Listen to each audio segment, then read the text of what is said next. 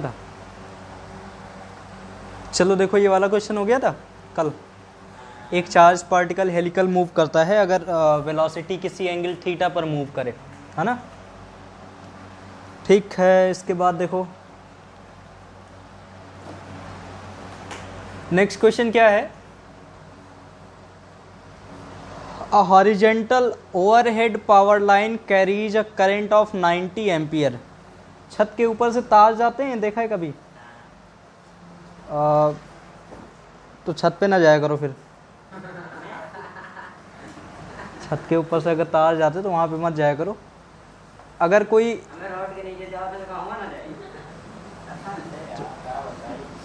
Road की बात अलग है, छत के ऊपर से मतलब फिर ज़्यादा हाइट नहीं होगी ना।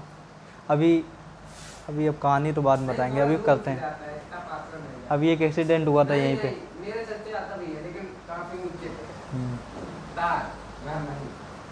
चलो अभी यहाँ देखें। A horizontal overheaded power line carries a current 90 ampere in east to west direction. जहाँ पर भी आप बैठे हैं वैसे समझ लें कि ये ईस्ट है, ये वेस्ट डायरेक्शन में। तो ईस्ट से इधर ईस्ट ये है, इधर वेस्ट ये है। ईस्ट से वेस्ट डायरेक्शन में एक वायर जा रहा जिसपे करंट कितनी जा रही, 90 ampere. What is the magnitude and direction of magnetic field due to the current 1.5 metre below the line. तो अगर करंट जा रही है ईस्ट से वेस्ट डायरेक्शन में तो वहां मैग्नेटिक फील्ड नहीं जनरेट होंगी। जनरेट होंगी कि नहीं होंगी? अरे भैया इलेक्ट्रिक नहीं, मैग्नेटिक फील्ड। करंट और स्टेट एक्सपेरिमेंट क्या जनरेट होगा? Magnetic field. तो मैग्नेटिक फील्ड जनरेट होगी और मुझे मैग्नेटिक फील्ड की डायरेक्शन और मैग्नीट्यूड बताना है। कहां पर, कितनी दूर पर? 1.5 मीटर पर। कोई दिक्कत? बताओ, आ जाएगा? तुम्हें ये वाला फॉर्मूला हमने वहीं पे याद कराया था और बताया भी था। एम्पियर सर्किटल लॉ का एप्लीकेशन है, पहला एप्लीकेशन। इनफाइनाइट वायर की वजह से मैग्नेटिक फील्ड B बराबर कितना होता था बेटा? Mu naught I upon 2 pi A था, R है, डिस्टेंस है, दूरी है।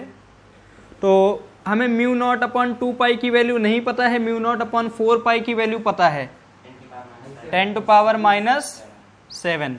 तो इसको हम क्या, म्यू नॉट अपॉन 2 पाई की वैल्यू देखो कितनी हो जाएगी। 2 से इधर उधर चला गया 2, तो 2 इंटू 10 टू पावर -7। तो म्यू नॉट अपॉन 2 पाई की वैल्यू हो गई 2 इंटू 10 टू पावर -7। सारी चीजें एसआई में रखना। करंट कितनी है? 90। और क्या दिया है? डिस्टेंस दी नहीं है मीटर में, 1.5 मीटर। तार कितनी ऊपर से जा रहा? 1.5 मीटर। 1.5 सॉल्व कर लो। सब एसआई में है तो जो हमारा आंसर आएगा वो किस में आएगा? टेस्ला। कोई दिक्कत? सॉल्व कर सकते हो। अब देखो अगर डायरेक्शन पूछ रहे हैं कि भैया डायरेक्शन कैसे होगी, तो मान लो वायर इधर से इधर आ रहा है, इधर ईस्ट है इधर वेस्ट है, ईस्ट से वेस्ट की तरफ एक वायर आ रहा, तो करंट भी इधर ही जा रही, तो मैग्नेटिक फील्ड ऐसे जनरेट होगी। तो अगर चाहो तो आप ऐसे डायग्राम बना सकते हो। क्रॉस मतलब ये कौन है? वायर। अगर वायर ऐसे है, क्रॉस मतलब वायर या फिर करंट। ये ज्यादा डिटेल और ज्यादा समझ में आएगा। वायर जो है अंदर की तरफ जा रहा, ईस्ट से वेस्ट की तरफ, तो जो मैग्नेटिक फील्ड है वो कैसे बनेंगी? क्लॉकवाइज। Magnetic field clockwise. ठीक है, इमेजिन कर सकते हो। कॉपी में तो नहीं, छत पे बनाया जा सकता, ईस्ट वेस्ट नहीं बनाया जा सकता, इसलिए अकॉर्डिंग बना सकते हो, कोई दिक्कत नहीं। जैसा सॉल्यूशन लिखा है वैसा भी आप कर सकते हो। ठीक है, ठीक है, नोट कर लो इसे, समझा दिया। बाकी सॉल्यूशन तो कर सकते हो, सॉल्व कर लेना। 1.2 इंटू 10 टू पावर -5 टेस्ला। ठीक है, ये इसका आंसर आ जाएगा। ठीक है, नोट कर लो इसे, नोट करो। ये देखो यहाँ पे लिखा है कि मैग्नेटिक फील्ड टुवर्ड साउथ। अब जैसे भी खड़े हो तुम वहां पे मान लेना इधर ईस्ट है, जिधर भी ईस्ट है, जिधर वेस्ट है उधर वेस्ट मान लेना। और जब तुम खड़े होगे तो वहां पे देखोगे मैग्नेटिक फील्ड किस तरफ जाएगी? साउथ की तरफ। ठीक है, जैसा इस पे बना हुआ है। चलो नेक्स्ट क्वेश्चन देखते हैं।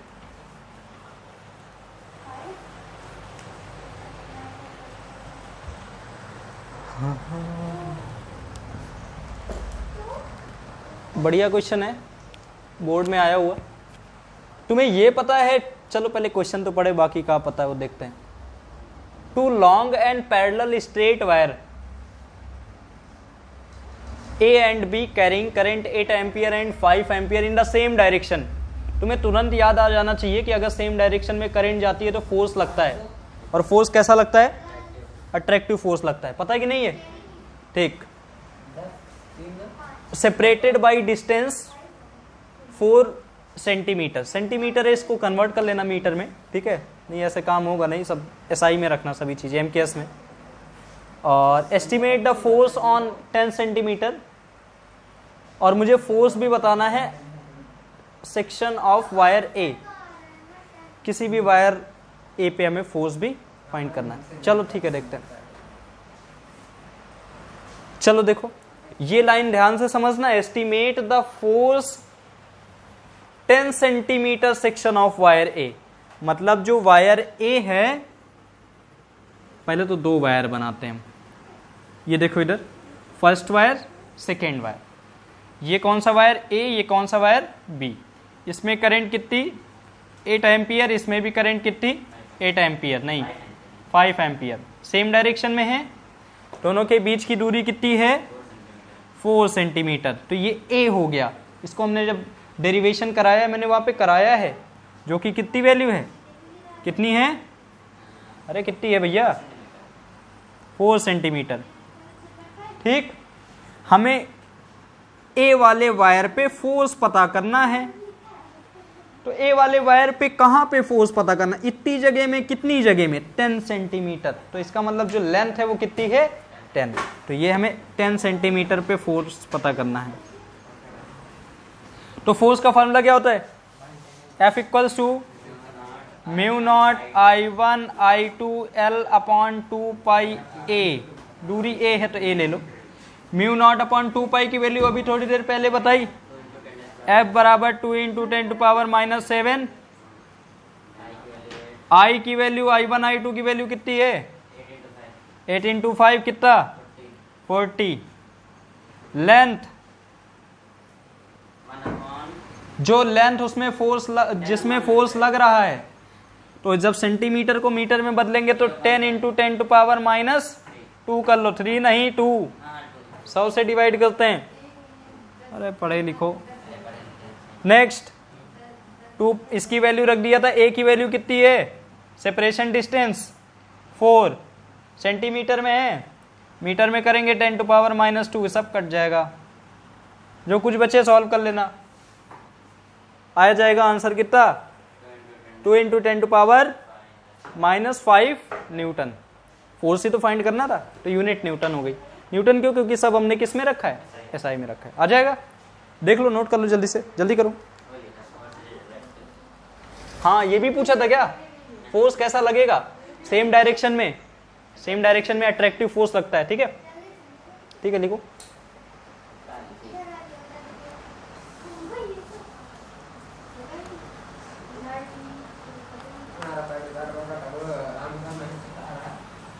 नेक्स्ट क्वेश्चन, इरेज करना पड़ेगा।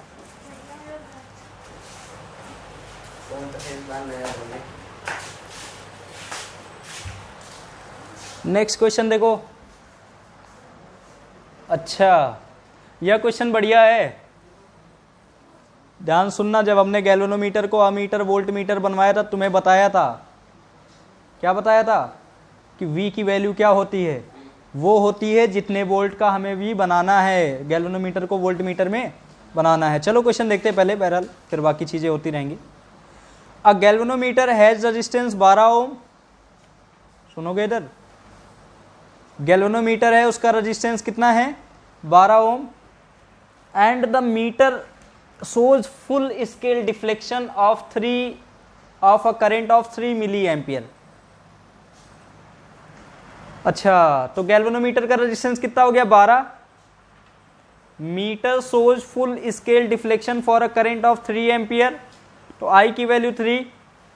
How will you convert the meter into volt meter? हमें गैल्वेनोमीटर को किस में बदलना है? वोल्ट मीटर में। और कितनी रेंज का वोल्ट मीटर बनाना है? 0 से 18 वोल्ट। ठीक, बहुत आसान क्वेश्चन है। पहले क्या तुमको फार्मूला आता है? पहले तो ये बताओ, जब गैल्वेनोमीटर को वोल्ट मीटर बनाते थे तो क्या करते थे? मैं तुम लोग याद बहुत करते हो। देखो करते क्या थे वोल्ट मीटर बनाने में? ये हमारा गैल्वेनोमीटर था, इसको जब वोल्ट मीटर में बनाते थे तो क्या करते थे? बोलो।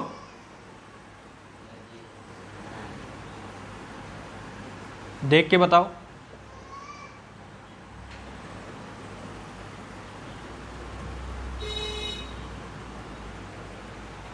याद है? जो हाई शंट रेजिस्टेंस किस में लगा देते थे? सीरीज में। यहां से कुछ करंट आती थी आई, यहां पे भी आई जाएगी क्योंकि पैरेलल में जो सीरीज में जुड़े हुए हैं। मान लो इसे मुझे कितने वोल्ट का बनाना है? V वोल्ट का। तो V बराबर क्या होता था?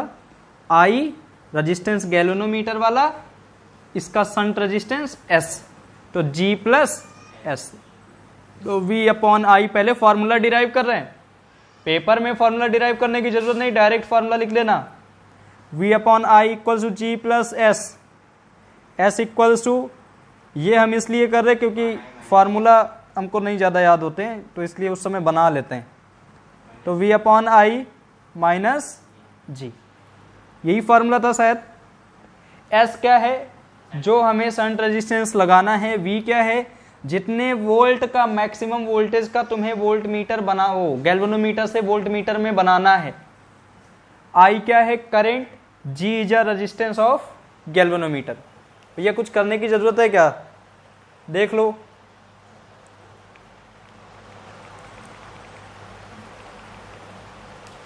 यही फॉर्मूला वोल्टेज 18 में बनाना था, करंट जो भी थी ये मिली एम्पियर शायद दिया था। देखो चेंज कर लेना, यही गलती करते हो तुम लोग। 3 मिली एम्पियर है, एम्पियर में करोगे। ये हो गया 3 मिली एम्पियर माइनस गैल्वेनोमीटर का रेजिस्टेंस कितना दिया गया है? Galvanometer has coil of resistance 12 ओम, तो उसका रेजिस्टेंस कितना है? 12। ठीक, नहीं आ जाएगा क्या फॉर्मूला? 5988 ओम शंट रेजिस्टेंस लगाओगे इतने ओम का, तो वो गैल्वेनोमीटर वोल्ट मीटर में बदल जाएगा। और वोल्ट मीटर की रीडिंग कहां से लेके कहां तक होगी? 0 से लेके 18 वोल्ट। ठीक है, कोई दिक्कत? नोट करो, नोट करो।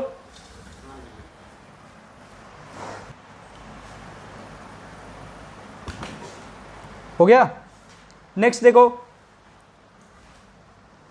बढ़िया क्वेश्चन है। बार बार देखो, जो कहे क्वेश्चन रिपीट नहीं होते, यहां से देख लो क्वेश्चन रिपीट भी हो रहा है। नेक्स्ट क्वेश्चन देखो।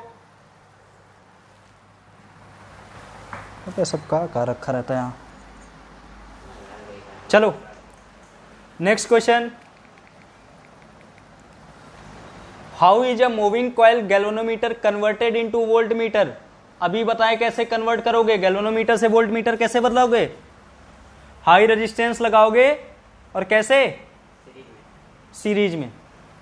Explain giving the necessary circuit diagram and the required mathematical expression relation used. अभी अभी तो डिराइव करा दिया है, बस क्या दिक्कत है भाई? 2 नंबर का क्वेश्चन है, वही अभी बनाया। अभी थोड़ी देर पर इसके पहले वाले क्वेश्चन में यही कराया यार। ये वोल्टेज, ये करंट आई जा रही, गैल्वेनोमीटर का resistance G, high resistance R series में जोड़ा, तो I बराबर V upon R। Voltage V, resistance series में है तो R प्लस G। रेजिस्टेंस कितना आ जाएगा? V upon I minus G। कोई दिक्कत? ठीक, बहुत बढ़िया, कर लोगे? अरे बोलो, नोट कर लेना। क्वेश्चन हो गया, ये सॉल्यूशन हो गया। सही तरीके से लिखना। नेक्स्ट क्वेश्चन देखो।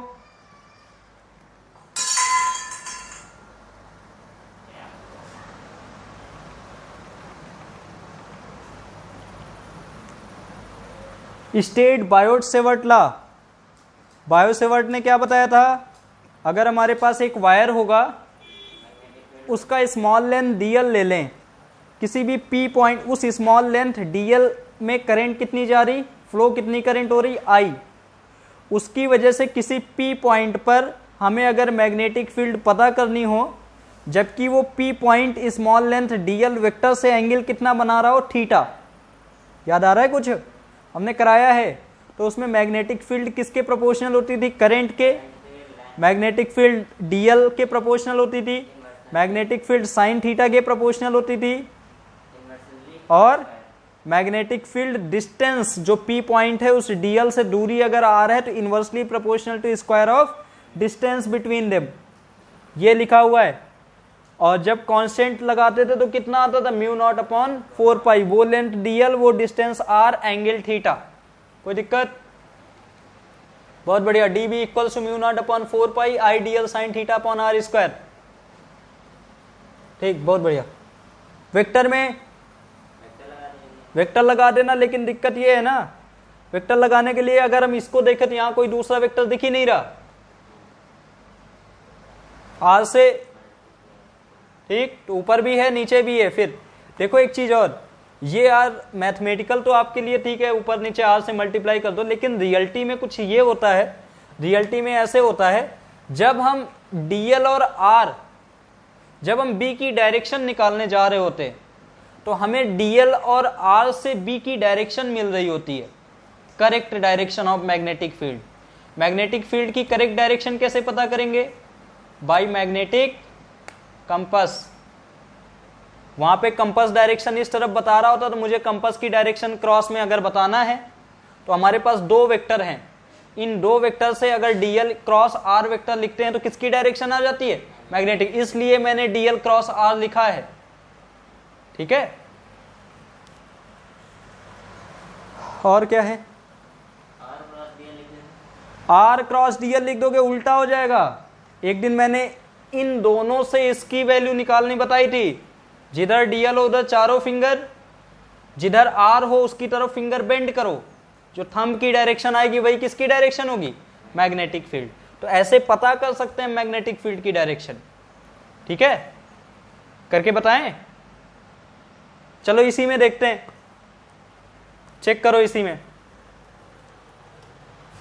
डीएल देखो कहां है। अच्छा पहले तो अपने इमेजिनेशन ये बताओ मुझे, करंट अगर ऊपर की तरफ जा रही है तो मैग्नेटिक फील्ड मान लो इस जगह पे निकालना हो तो मैग्नेटिक फील्ड किधर जाएगी?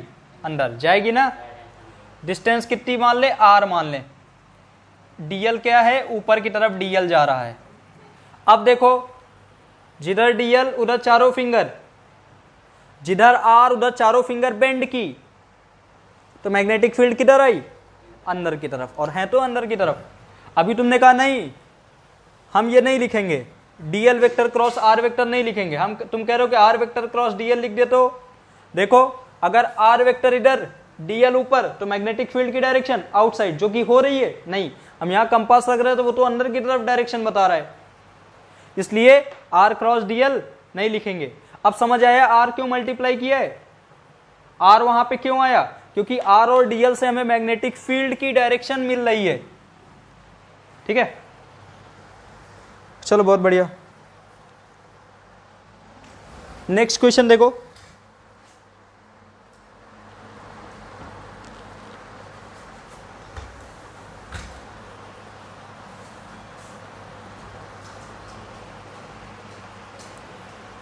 अरे यार बार बार वही क्वेश्चन रिपीट होते हैं।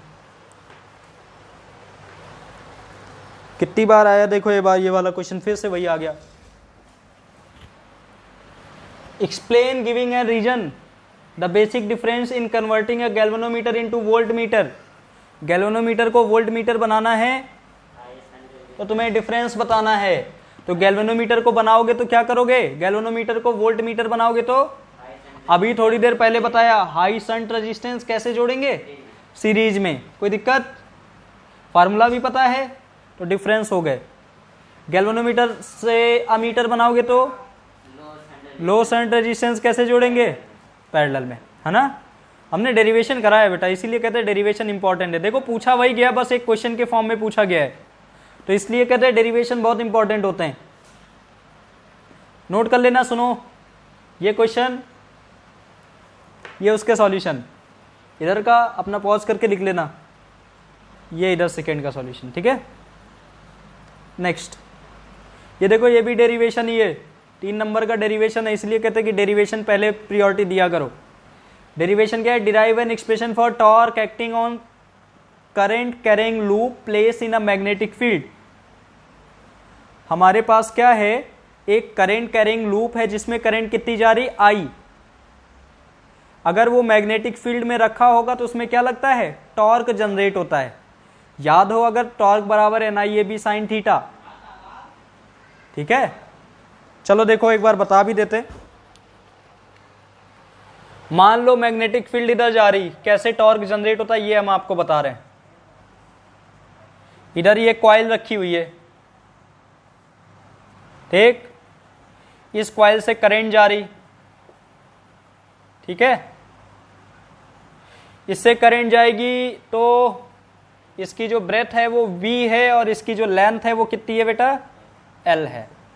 मुझे ये बताओ अगर मैग्नेटिक फील्ड इधर जाएगी, लेंथ ऊपर है, तो इस वाले वायर पे फोर्स लगेगा या नहीं लगेगा? लगेगा ना। ठीक, फोर्स लगा, फोर्स कितना लगा? अच्छा चलो फोर्स किधर लगेगा ये भी निकाल लेते हैं। राइट से निकालेंगे या लेफ्ट से? राइट से नहीं, राइट में तो करंट बनती है, यहां बन नहीं रही, दी जा रही करंट। ठीक है, लेफ्ट लगाएंगे। Magnetic field force, magnetic field current, force magnetic field current. तो मैग्नेटिक फील्ड इस तरफ, करंट ऊपर, तो फोर्स इनसाइड। तो फोर्स की वैल्यू यहां पे कितनी होगी? इनसाइड होगी, जो कि होगी कितनी? IBL sine theta. थीटा आपको समझ में आ रहा होगा, मैग्नेटिक फील्ड इधर, लेंथ ऊपर, तो थीटा इज 90, तो IBL। यहां पे देखोगे फोर्स अप डायरेक्शन में लगेगा। चलो देख लेते हैं। मैग्नेटिक फील्ड, करंट नीचे, यहां करंट ऊपर क्यों थी भैया? इधर से करंट जाएगी ऐसे घूम के, तो इधर तो नीचे ही आएगी। मैग्नेटिक फील्ड, करंट नीचे, तो फोर्स आउटसाइड। यहां पर भी फोर्स लगेगा जो कि आउटसाइड लगेगा, बिल्कुल होगा कितना? IBL। एक कॉइल रखी हुई है, एक लोग अंदर धक्का दे रहे हैं मैग्नेटिक फील्ड की वजह से, एक तरफ अंदर की तरफ फोर्स लग रहा है और एक तरफ बाहर की तरफ फोर्स लग रहा है, तो क्या हो जाएगी? रोटेट हो जाएगी। ऐसे समझो, ये अंदर ये बाहर, तो ये रोटेट हो जाएगी। रोटेट अगर कोई चीज होगी तो उसमें क्या जनरेट होगा? टॉर्क। टॉर्क बराबर होता क्या है? Force into perpendicular distance. Force कितना लग रहा? IBL साइन थीटा नहीं लगाना, थीटा तो 90 हो गया। अब देखो ये परपेंडिकुलर डिस्टेंस, ये B नहीं है, ये देखना, ये जो परपेंडिकुलर डिस्टेंस है ये B cos थीटा है। अगर आप इसकी डायरेक्शन ऐसे बनाएंगे, अगर ये B है तो ये इसकी परपेंडिकुलर डिस्टेंस देखो कितनी हो जाएगी? B cos थीटा और इसकी perpendicular B sin theta. Component resolve कर लिया। अगर आपको अलग अलग बुक्स में ऐसा मिले कि इसको B/2 मान लिया, इसको B/2 मान लिया, तो ये B/2 साइन थीटा और नीचे वाला इधर वाला B/2 साइन थीटा, तो नेट परपेंडिकुलर डिस्टेंस कितनी हो गई है? B साइन थीटा आएगा वही। तो B, ये क्रॉस नहीं है, ऐसे लगा देना भी, अगर वेक्टर में लिखेंगे तो ठीक है। Perpendicular distance B sine theta नहीं, इसको फाई ले लो बेटा।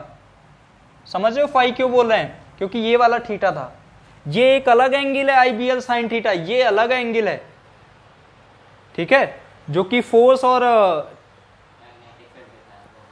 और डिस्टेंस, ठीक है, उस पे लग रहा है। तो यहां पे देखो लेंथ इंटू ब्रेथ मिलके क्या बन जाएगा? Area. IBA sine theta phi.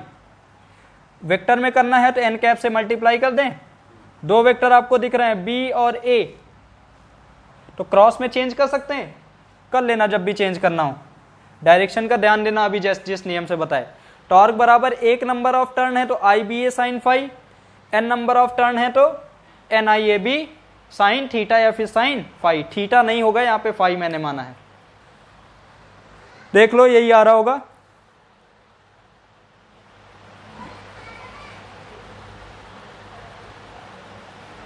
IAB sine phi, ठीक है। देख लो एक बार, नोट कर लो। यहां पे शायद एक की वजह से, और हाँ ठीक है। तो ये डेरिवेशन हमारा वाला भी समझ आ गया आपको। हमने तो अपने उस पे डेरिवेट थ्योरी पे पार्ट पे भी करा दिया था इसको। और इसके बाद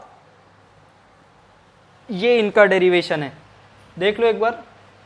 इनका क्या मतलब है, सेम ही डेरिवेशन है, बस तरीका कुछ उनके दूसरे हो सकते हैं, बाकी आंसर सेम आएगा। और ये इसका, ये पॉज करके अपना लिख लेना, और इसके बाद ये इनका सॉल्यूशन, ठीक है। बी वाला बाकी हम बता रहे हैं, ठीक है। अब देखो बी वाला पार्ट, जब what is the significance of radial magnetic field when a current carrying coil. हाँ देखो, जब गैल्वेनोमीटर तुम्हें पढ़ाया था तो हमने रेडियल मैग्नेटिक फील्ड के बारे में बताया था, याद आ रहा है? कुछ खाली जगह दिख रही है? दिख गई। ऐसे करके हमने शायद उस पर इमेज भी तुम्हें दिखाई थी, है ना, थ्योरी पार्ट में। ऐसे कॉइल रखी हुई थी, ये जो मैग्नेट लगे हुए थे नॉर्थ और ये थोड़ा सा क्या होते थे, कर्व होते थे। इसकी वजह से मैग्नेटिक फील्ड ऐसे पास होती थी, क्योंकि मैग्नेटिक फील्ड तो परपेंडिकुलर निकलेगी, तो क्रॉस ऐसे होती थी। ये इसलिए होता था ताकि मान लो ये सीधा लगे हुए होते ऐसे, और यहां कॉइल लगी होती है, तो कुछ मटेरियल मैग्नेटिक फील्ड को कम और ज्यादा करते हैं मूव करने पे। मान लो कॉइल जब ऐसे हो गई तो इसके अंदर से मैग्नेटिक फील्ड की वैल्यू 0 हो गई। 0 क्या मतलब, नेग्लिजिबल हो गई, क्योंकि मैग्नेटिक फील्ड ऐसे जा रही है अगर। इसीलिए हम इसको अगर कर्व बना दें तो सारी की सारी मैग्नेटिक फील्ड लाइन कहां से पास होगी, सेंटर से, और सेंटर में हमारी कॉइल रखी हुई है, तो कॉइल पर मैग्नेटिक फील्ड का कोई इफेक्ट ना हो, इस वजह से हम इस पे क्या बनाते हैं, रेडियल मैग्नेटिक फील्ड, ठीक है। और इन्हीं को बोलते हैं रेडियल मैग्नेटिक। डायरेक्शन बनाना है तो इधर बना सकते हो ऐसे, कोई दिक्कत। Significance of radial magnetic field, maximum torque. Maximum torque इसलिए बोला गया है, एक तो हम यूनिफॉर्म बता रहे हैं, वो जो थीटा है गैल्वेनोमीटर वाला वो मैग्नेटिक फील्ड पर डिपेंड ना करे। अब मैक्सिमम क्यों बोल रहे हैं, क्योंकि भैया सारी की सारी मैग्नेटिक फील्ड लाइन यहीं से जा रही हैं, तो मैक्सिमम ही तो होगा। सबकी सब मैग्नेटिक फील्ड लाइन यहां पे जा रही हैं, तो मैक्सिमम ही तो होगा। अभी 2-4 बाहर से चली जाती है, कम नहीं हो जाएगा। तो रेडियल का पहला मैक्सिमम टॉर्क, दूसरा current is directly proportional to deflection.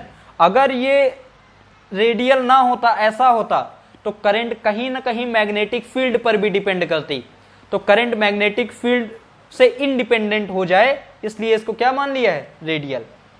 Current is directly proportional to deflection ही रहे, I directly proportional to theta, galvanometer में कराया है हमने।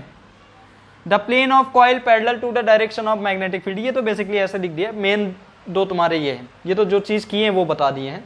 प्लेन ऑफ कॉइल कैसा है, parallel to direction of magnetic field, ठीक है। कोई दिक्कत, नोट कर लीजिए, बी पार्ट भी नोट कर लो।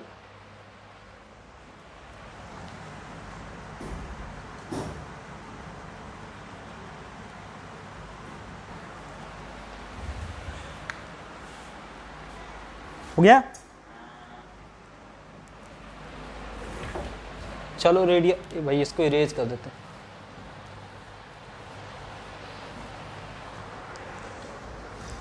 नोट करो जल्दी से।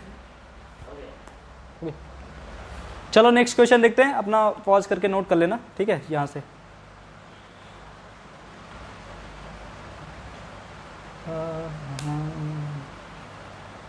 चलो आगे बढ़े। Give 2 reasons to explain why a galvanometer cannot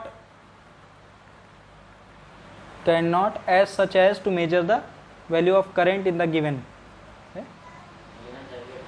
कहाँ हुआ?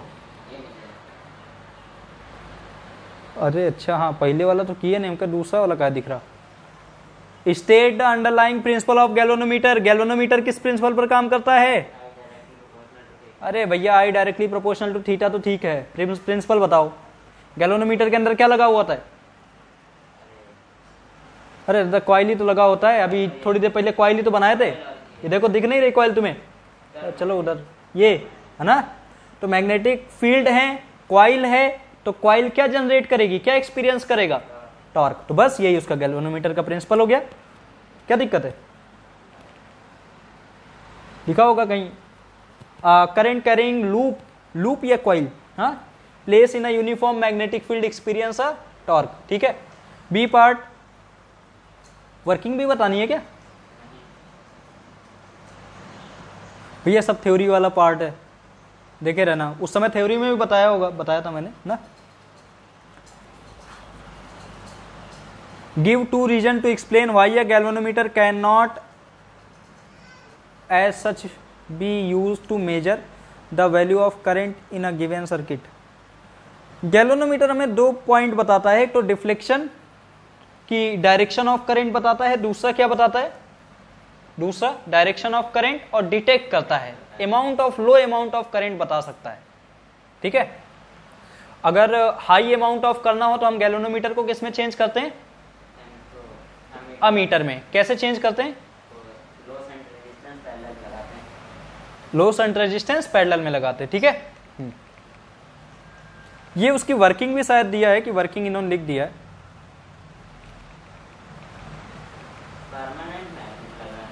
हाँ तो परमानेंट ही तो होता है, और कौन सा मैग्नेट होता है, जो बार मैग्नेट होता है वो परमानेंट ही तो होता है।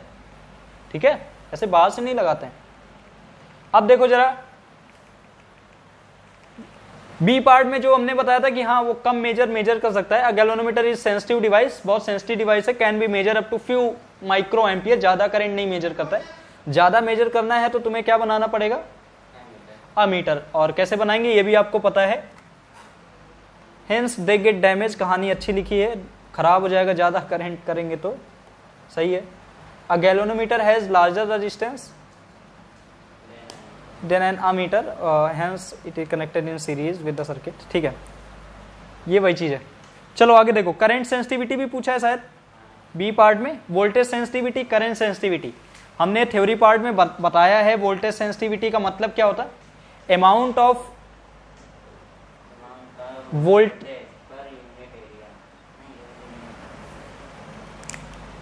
Amount of deflection per unit volt, कितना डिफ्लेक्शन हो रहा है यूनिट वोल्ट पे। तो थीटा अपॉन वी, थीटा नहीं इन्होंने फाई मान लिया।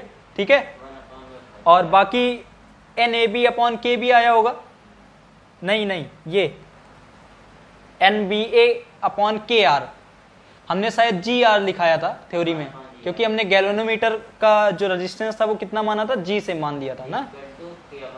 ठीक है, तो ये दोनों फॉर्मूले करंट सेंसिटिविटी का हो गया, ये वोल्टेज सेंसिटिविटी का हो गया। कोई दिक्कत अगर ये नहीं आ रहा, थ्योरी वाला पार्ट देखो जाके, वहां पे ये सब चीजें डिराइव कराई है। ठीक है, ठीक है, इतना पहले नोट कर लो वाला। ये रहा आपका क्वेश्चन सेकेंड का डायग्राम। अगर ये 5 नंबर में क्वेश्चन आया क्या, शायद 5 नंबर में है। अगर 5 नंबर में क्वेश्चन है तो आपको वर्किंग लिखनी पड़ेगी। ये आपका पूरा प्रिंसिपल वर्किंग, ये आपके बी पार्ट का आंसर, करंट सेंसिटिविटी और वोल्टेज सेंसिटिविटी। ठीक है, ठीक है, नोट कर लो।